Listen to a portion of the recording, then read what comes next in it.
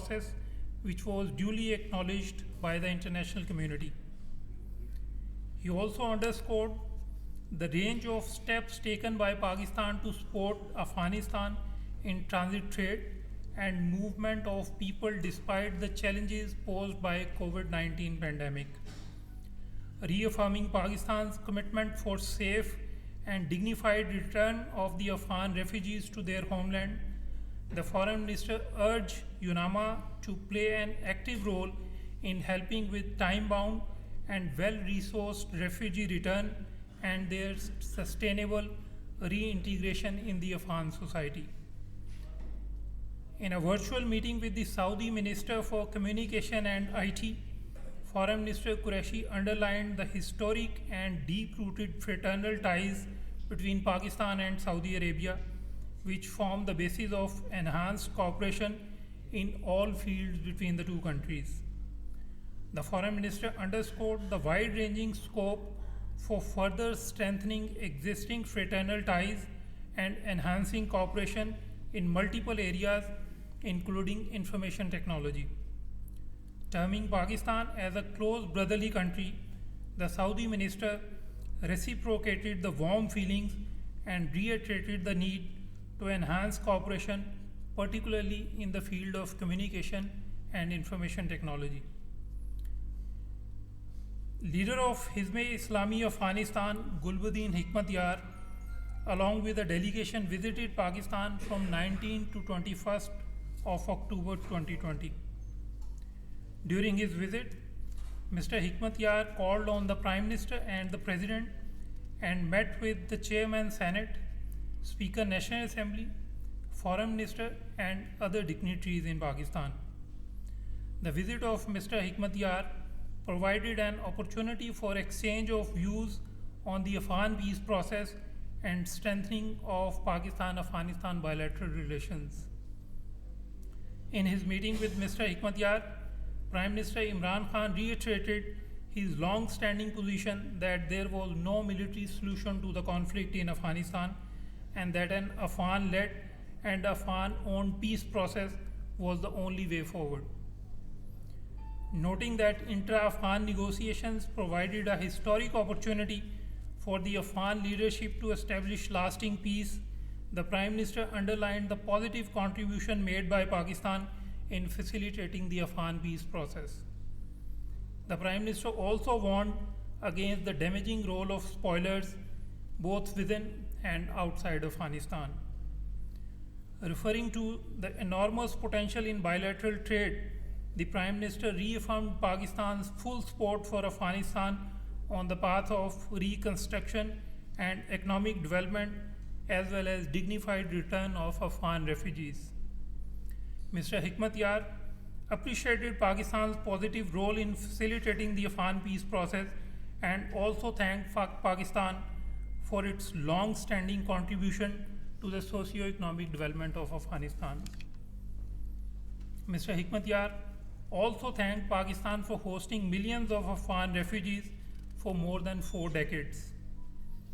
Speaking at a think tank event in Islamabad, Mr. Hikmatyar condemned the worsening human rights violations and atrocities against innocent people in Indian illegally occupied Jammu and Kashmir.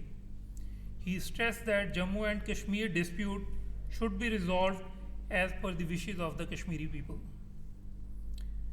Foreign Secretary Sohail Mahmood inaugurated the Center for Middle East and Africa at the Institute of Strategic Studies in Islamabad. On the occasion, the Foreign Minister emphasized the political, economic, and strategic importance of Middle East and Africa. Recalling Pakistan's warm and cordial ties with the countries of the region, the Foreign Secretary reaffirmed Pakistan's keen desire to further enhance bilateral ties by deepening and diversifying areas of cooperation with African and Middle Eastern countries. In this regard, he also apprised the participants of Pakistan's Engage Africa initiative. Now, coming to the situation in Indian illegally occupied Jammu and Kashmir, the inhuman military siege, brutal oppression, communication blockade, and media blackout in IIOJK continue unabated for 444 days since India's illegal and unilateral actions of 5th August 2019. In brazen manifestation of state terrorism, Indian occupation forces in the past few days martyred 5 more innocent Kashmiri youth during the so-called cordon and search operations and fake encounters in Anantnag, Shopian and Pulwama areas of IIOJ-NK. In the month of October alone, 18 unarmed and innocent Kashmiris have been martyred by the Indian occupation troops. During the same period, over 40 young Kashmiris were severely injured due to unprovoked and indiscriminate use of live ammunition, pellet guns, and other military-grade weapons.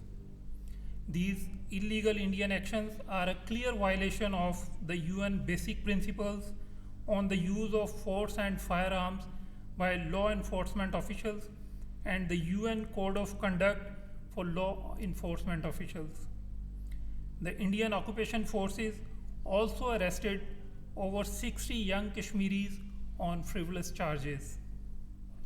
Many of those detained are kept at undisclosed locations away from their families and friends. The instances of forced disappearances, unfortunately, also remain rampant in IIOJK. Pakistan continues to highlight the grim human rights situation in IIOJK at all relevant international forums, including the United Nations and the human rights and humanitarian organizations.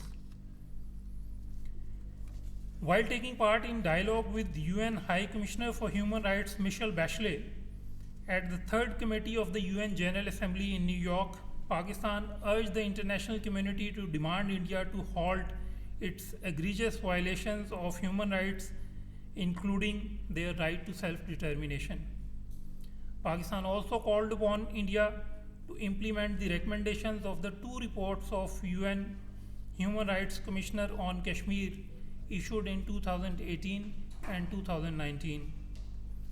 Pakistan strongly supported the establishment of the Commission of Inquiry and fact-finding missions for the territories under foreign occupation to investigate and preserve evidence for ensuring accountability of the perpetrators of grave human rights violations. The continued crackdown against minorities, human rights organizations, media, and independent voices in India is a matter of grave concern. Voices from around the world continue to condemn the gross human rights violations and unprecedented restrictions in IIOJK as well as in India.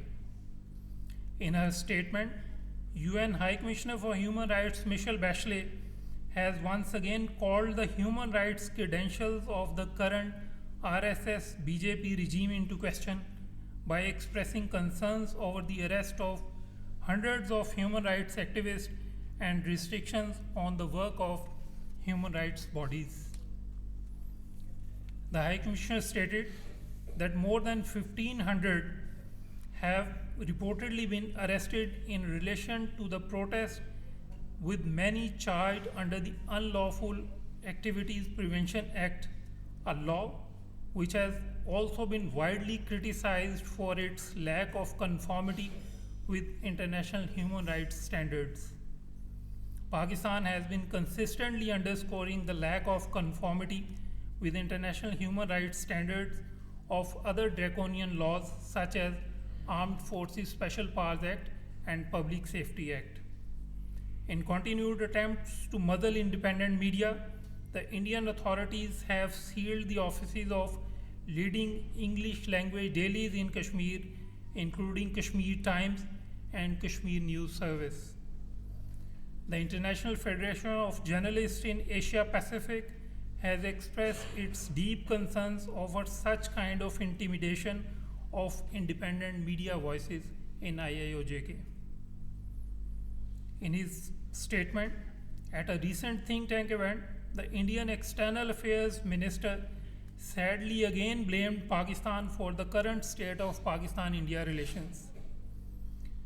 Pakistan strongly condemns the blatantly misrepresentative statement by the Indian minister. Such statements make it immediately obvious that the current Indian leadership has sadly limited its conduct of foreign policy to baseless allegations and belligerent rhetoric. It is the RSS BJP regime's dangerous policies of Hindutva and Akhand Bharat that continue to create problems with nearly all of India's neighbors.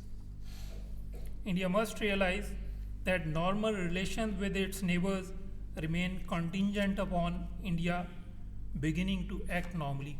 With this, I thank you and I'm happy to take any questions on these or other